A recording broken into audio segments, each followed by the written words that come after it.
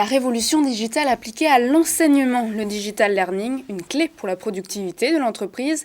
Nicolas Chalon, bonjour, vous êtes président de Smartch et vous avez décidé de simplifier ces formations. Et vous produisez également du contenu, vous allez nous en parler dans l'interview de Jean-Marc Sylvestre. Bonjour.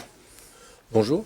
Vous avez créé cette entreprise il y a un an, Pile un an, puisqu'on est en mars, donc c'est... Oui, mais elle avait été conçue avant. C'est-à-dire que vous y réfléchissiez depuis pas mal de temps. Ça fait quelques années. Oui, ça fait vous êtes quelques dans le années métier déjà. Vous étiez dans ce métier depuis une vingtaine d'années. Voilà. Quel est le concept ? Quel est l'objectif ? Comment ça fonctionne ? Quel est le modèle de Smartch ? Alors, l'objectif de Smartch, c'est de simplifier considérablement toutes les démarches qui sont liées à la transformation digital learning et en même temps d'accélérer cette transformation digital learning de façon à ce que pour nos clients, ce soit beaucoup plus simple de passer de procédures non digitales à des procédures complètement digitales ou totalement administrées par le biais du digital. Et alors, vous êtes au niveau des procédures ou au niveau du contenu de la formation ? Bon, on est au niveau des deux, c'est-à-dire qu'on fait à la fois toute la procédure, on simplifie toute la procédure, on l'accélère, et ensuite on produit aussi bien sûr du contenu.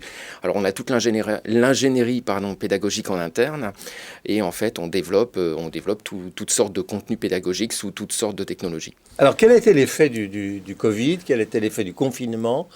Et est-ce que ça a accéléré une mutation que vous aviez plus ou moins anticipée ou pas ? Alors, en fait, le Covid, c'est un accélérateur. C'est pas forcément une bonne nouvelle, mais c'est un accélérateur pour des entreprises comme la nôtre, puisque ça fait prendre conscience, même si ça s'était depuis quelque temps démocratisé, ça fait prendre conscience aux entreprises qu'il est temps vraiment de passer aux procédures digitales pour gérer sa formation et les outils qui sont plus de notre époque. J'imagine que le digital a bénéficié d'un transfert d'activité qui était auparavant assuré en présentiel. C'est ça. D'ailleurs, c'est un enjeu aujourd'hui pour les entreprises, puisque globalement, ils n'ont pas pu faire de présentiel, de sessions présentielles. Voilà. Donc il a fallu qu'ils improvisent très vite de se mettre avec de la visioconférence ou ce type d'outils, et ça a créé tout un tas d'autres difficultés qui sont finalement la visioconférence n'est pas une classe virtuelle. Mais alors, premier point, est-ce que le marché est resté solvable ? Oui, le marché est resté solvable, complètement. Il n'y a pas de difficulté réelle aujourd'hui. Parce qu'il y a quand même une baisse d'activité.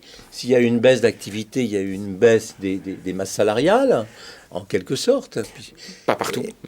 Mais dans bien des cas. Dans bien des cas. Donc s'il y a une baisse des masses salariales, la part qui revient à la formation baisse d'autant.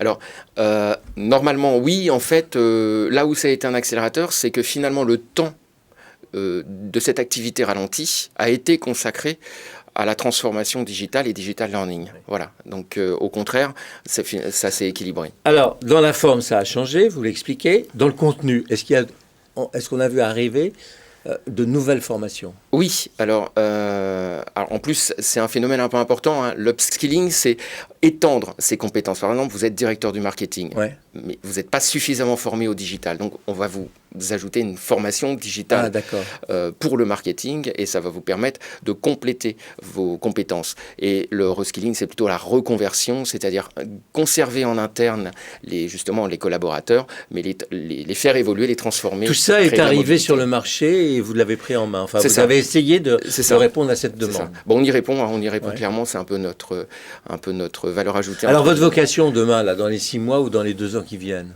Alors, notre vocation, c'est de transformer nos procédures qui sont aujourd'hui très sur mesure, les généraliser sur une plateforme qu'on est en train de développer et pour laquelle, entre autres, on est en discussion avec des fonds d'investissement. Voilà, et des business là, vous avez besoin d'investissements assez lourds, j'imagine, en termes de développement. Oui. Et là, vous agrégerez un certain nombre de formations qui existent sur le marché. Alors, au-delà de les agréger, on met en fait des process qui simplifient énormément la démarche d'accès à la formation, que ce soit pour la start-up jusqu'au grand compte. Vous changez de métier. Alors, pas tout à fait, parce qu'on utilise le sur-mesure et notre légitimité du sur-mesure et nos compétences, connaissances depuis des années sur le sur-mesure avec cette équipe pour aller sur le terrain du SaaS, en fait. Voilà, quelque chose de plus simple, de plus accessible et de généraliser. Ça s'appelle Smartch. Ça s'appelle Smartch. SMARTH.fr.com .fr, pardon. Oui. Merci Nicolas Chalon. Je vous rappelle que vous êtes président de Smartch, spécialisé dans la conception et la production de formations digitales.